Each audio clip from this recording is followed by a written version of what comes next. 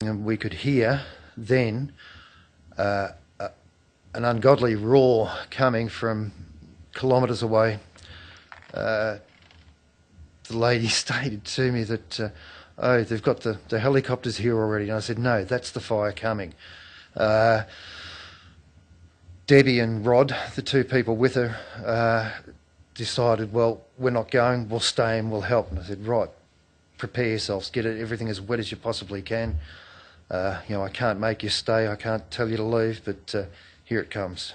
In fact, at that stage it was I thought perhaps a bit too late to leave anyway, but I raced back to my house. I have a bore pump in the front yard. It was full. I left it full in the morning when I left. Immediately started that up. It has a 3/4 inch hose on it, which will squirt a spurt of water, 10 metres, 15 metres, and proceeded to dampen down my house as the ember attack commenced, or had already commenced before I got home. We had numerous small spot fires starting in the entire community of Granton. We had one particularly large one to my east, which defied the north westerly winds and burnt in to my property and the gentleman adjoining my property, Steve and Jackie Tyak. And it burnt in slowly towards us from the time I got home, 20 to 5, onwards through till 5:30 when before the actual main front of the fire reached us. I say main front, I should say the northwest aspect of the fire came from the Akron River through into us. And what sort of water? You mentioned a bore pump. You've got a pump and a tank, I take it? Yes, the bore pump's groundwater, of course. I was able to adequately dampen the house down and surrounds. I fought that easterly flank for quite some time, while still keeping an eye on the approaching northwest aspect of the fire. We were being rained on with ember, burning gum nuts, bark, leaves, incredible amount of material falling out of the sky, plus that constant roar in the background getting closer. My 2 years worth of firewood caught alight. This is prior to the north westerly aspect happening. I have a wood ute parked on the edge of this wood. The wood stack caught alight. I was able to try and control it, but I had to get back to the house. It was roaring like you wouldn't believe. 20 jumbo jets coming from the northwest. I let it go and came back to the northwest face of my house to dampen down even more and keep it wet, and watched it come up from the Akron River.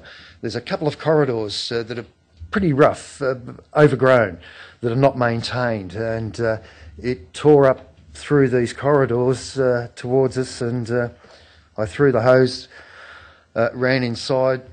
I have a mud brick room on my 50-year-old cedar weatherboard, and I had inside in this mud brick room, on the lounge room carpet, a 5 horsepower Honda with a 40 metre 75mm firefighting hose, and I waited, and looking through the curtains, this I guess it's radiant heat is what it's called.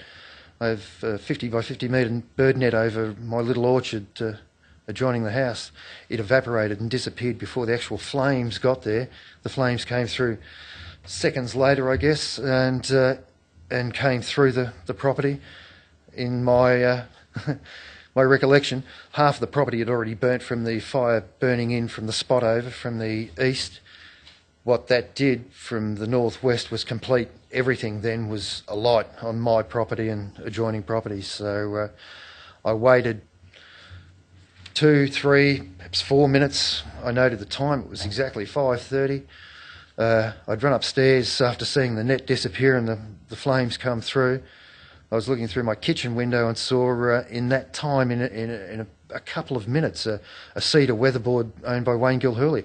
I watched his house disappear into a hole and become that big within minutes. It imploded. It just blew itself apart and destroyed itself within minutes. Another adrenaline buzz. I went back downstairs. I was well prepared, as I've been taught, with the DSE, with their overalls. Full balaclava, face mask, goggles, picked up the pump, the hose, opened the door and hopped into a furnace like you wouldn't believe. I connected my pump to my 10,000 gallon concrete water tank, and it's 4 turns, snap-on connection for the hose, switched at one pull, and away I went. I spent the next 4.5, 5 hours putting out my property. Putting out everything as fast as I could put it out. It would reignite. It was just so hot. Just doing laps of the house, my shed, trying to put out my firewood. My ute blew up in my left ear. Things were, I didn't bother about the ute. It was priorities, and that was the shed and the house. Things that we can't replace, I guess. It was an incredibly intense time. I had a tree that 3 foot round. Now, I stepped back here before the actual fire hit us. It was torn out of the ground in the wind, to give you an idea of the winds at the time. Branches were just ripped out of trees. The same thing occurred for I'd say for the first 2 hours, from 5:30 through till 6:30 or 7:30. I lost track. I had no idea what it was. The next time I asked, I went over to see the neighbours and asked them how they were. It was 10 o'clock, so from 5:30 through till 10 o'clock, I was just getting beaten by branches and putting out as much as I could to save my home. And how many gallons of water did you put out?